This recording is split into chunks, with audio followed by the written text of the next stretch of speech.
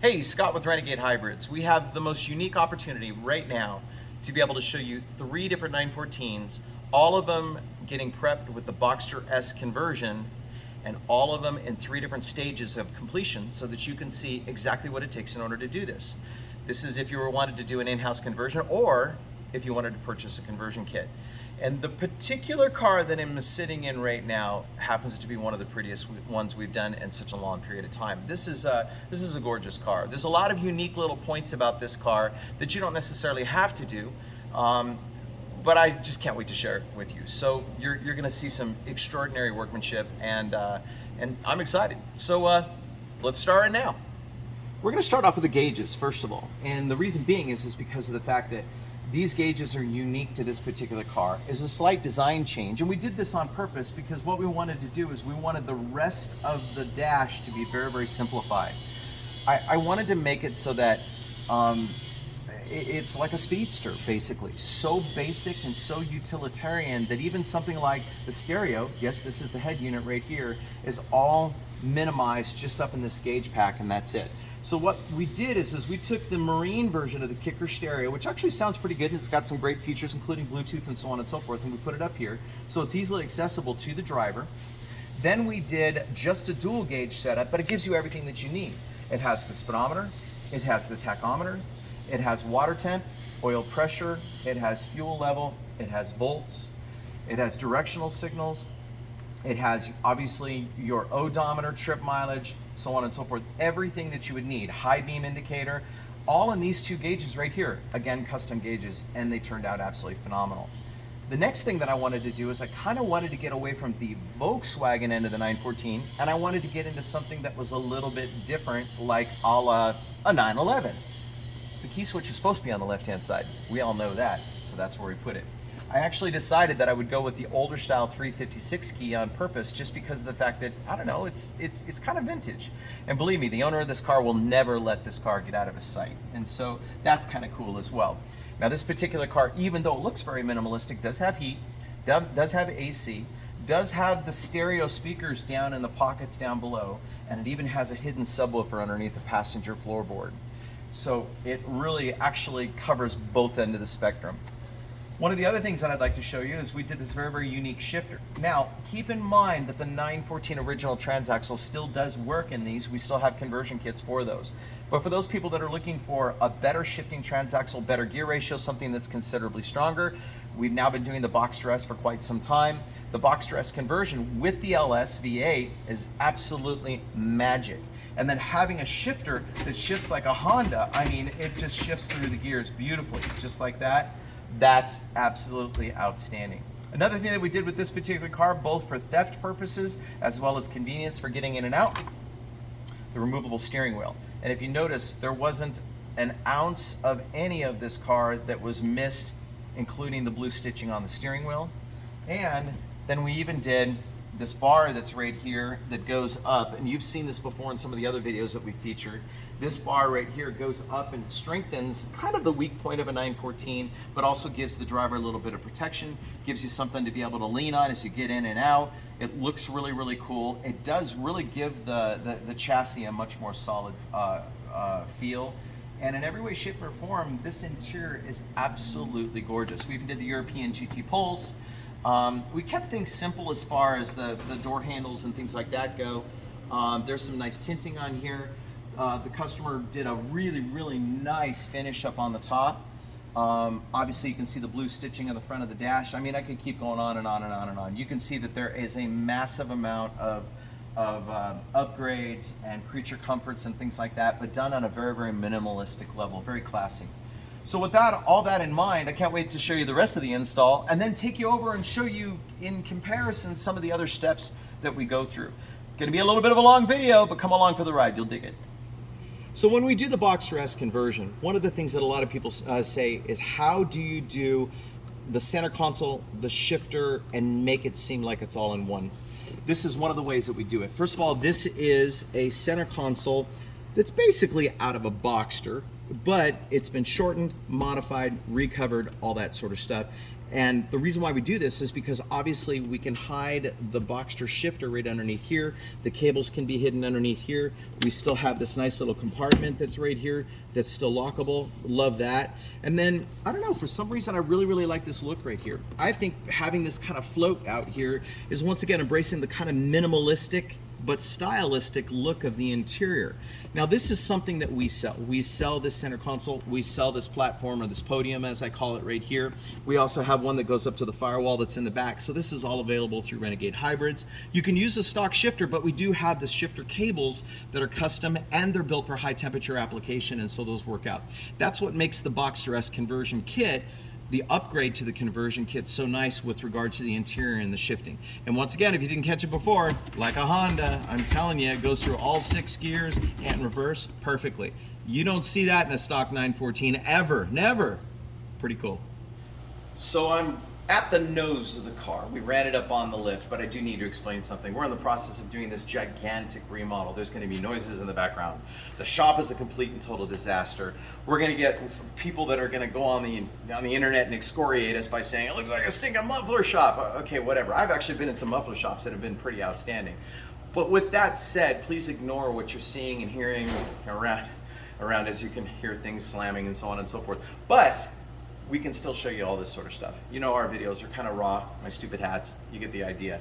Front of the nose of the car, a little bit of a bug right there. This car, by the way, just came in for a little bit of service, so it's not perfect. It's already been delivered to the customer. Customer's been playing with it a lot, which is pretty outstanding. But you can see what we did here. This is the opening for the radiator right here. We actually built this finish that's right here, then we turned around and had that chromed. We have this opening, this is our valance that's right here.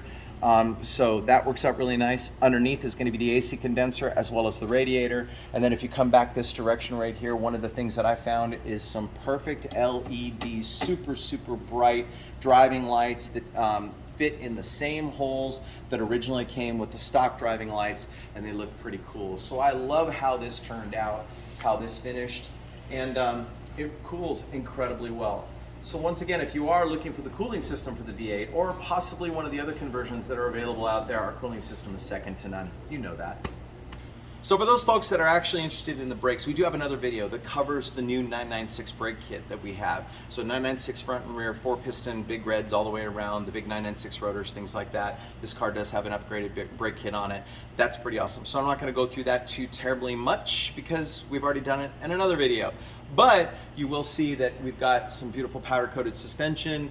We've done some really nice features as far as that. We rebuilt quite a bit of that. But come on back here. This is where you see we changed out this cross member right here. This is the cross member from a 911, not a 914.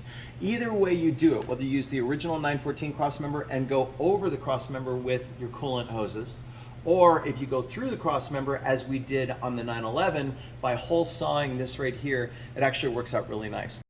So keep in mind that this is the 914 with the Boxster S Transaxle. So that's the 6-speed transaxle that we're putting in so many of these with the LS engine. It has an LS3. It's the 495 LS3. It's a glorious engine. It is a GM Performance product. And so of course, right straight out of the box, it worked perfectly. So we have the high temperature shifter cables, which are available with our upgrade kit.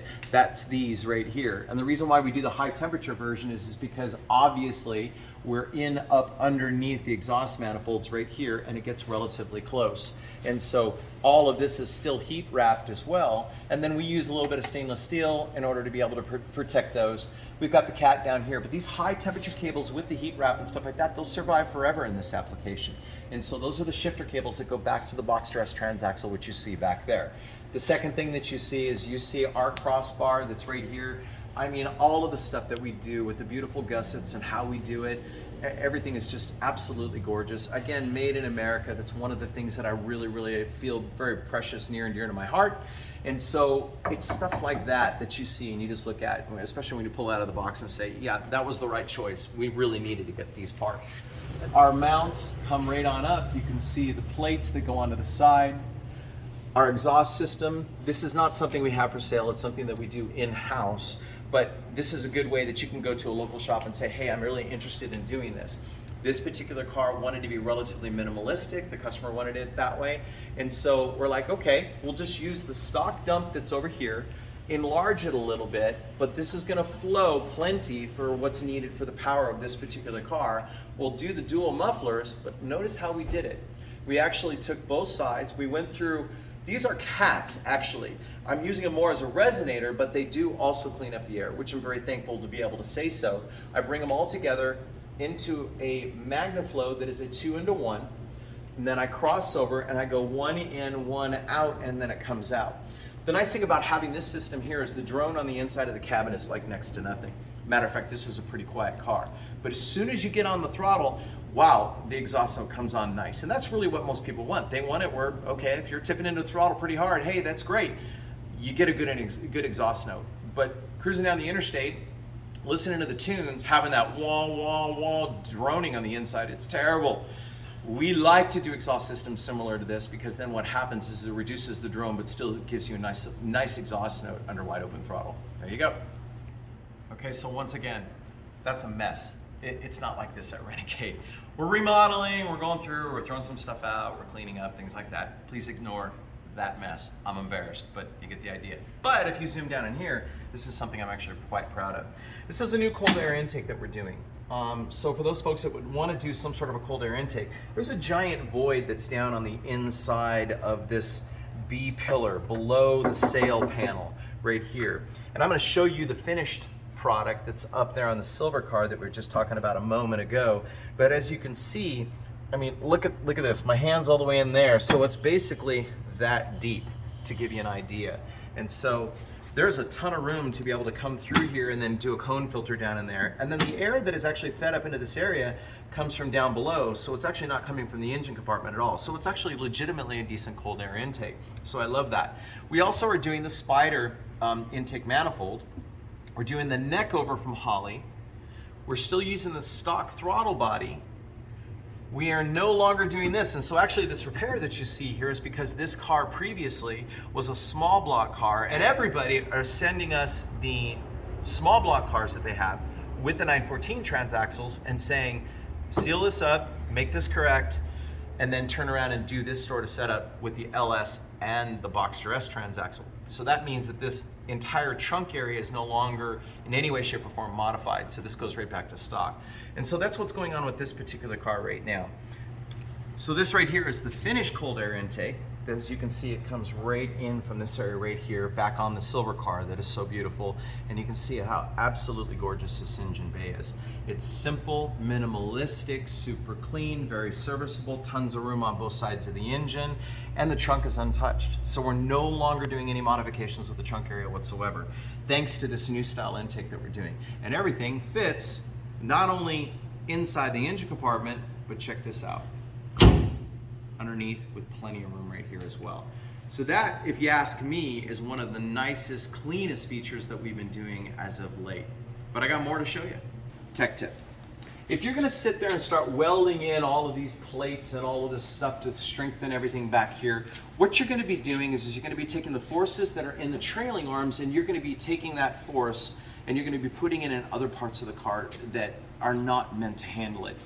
These cars were actually designed pretty well, meaning they understood that there's going to be a pretty decent or pretty significant amount of lever arm right here. Where the weakness occurs is a couple different places. First of all, it's not the trailing arms. Yeah, under extreme situations on slicks and racing and things like that, then the trailing arms do start to flex a little bit. The secret to that is if you actually hole saw these and weld in tubes as cross members, you're not adding a whole lot of mass to the trailing arm. And what you're doing is you're strengthening it up. Putting those plates and all that sort of stuff over the top of it and welding it, that's adding massive amounts of unsprung weight.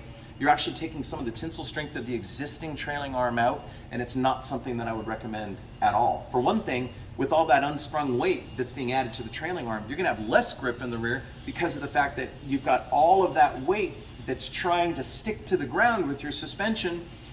And I'm sorry, the net result is worse traction, not better traction. But the two things that always occur, this inside ear is not particularly strong, even stock in perfect condition. Of course, if it's rusted, that's a different situation. You really got to address that. There's no question about that. And then the other thing is the bushing kits. If you actually decide that you want to stay with the plain old stock bushings that are in there, there will be some deflection. but it's going to be within the bushings. If you start stepping up, you go to a polyurethane, a polygraphite, a Delran, a this, a that, or so on and so forth, it gets progressively better. This particular car is going to be a little bit more of a fun-spirited car. We went with the Terrat Engineering bushing kit that's on here, and it works out absolutely fantastic. We did do the little grease fittings that you see here, but this is the thing that I want to see. Come on around with the camera, and I want to show you the tech tip. See this brace that's right here? This right here is all you need to triangulate this inner ear for street tire, street driven, spirited, fun, occasional track type driving. If you do this right here with the upgraded bushing kit, whichever one you choose to do, you're not going to have much deflection whatsoever back here. Nothing that's going to be noticeable or that's going to be something where you're going to go, God, I wish that I had added all that weight and all of this unsprung weight and all that sort of stuff. This is flat stock. This is welded in between essentially this ear right here where it's doubled up and the inside right in here. So one of the things that I absolutely love about this particular car is the customer, he thinks outside of the box, and so do I, and I love it. And so we discussed actually doing something that's a little bit more retro. Again, kind of the older 356 Speedster, whatever you want to call it. Well, we did this filler. For those folks that are looking to do this was a pain in the backside, if you catch my drift, and trying to get this absolutely perfectly aligned and then fabricating this ring that's around here, which was hand built, finding the right lid and then polishing it and all that sort of stuff. It was kind of a big deal, but that is super, super, super cool. And so we do have the stock 914 gas tank that's underneath, and we welded this whole entire neck onto it and made it work.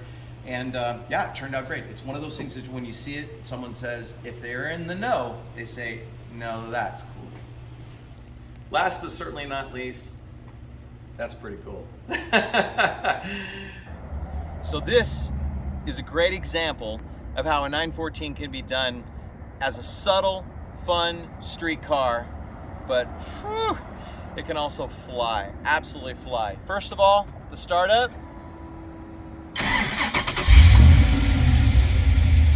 Nothing too assuming. Certainly doesn't sound like something that, I don't know, you want to try to impress anybody by. We did that on purpose. It's a gentleman's car. Why not? A gentleman owns it, but he gets to also drive it. And he might just want to do this.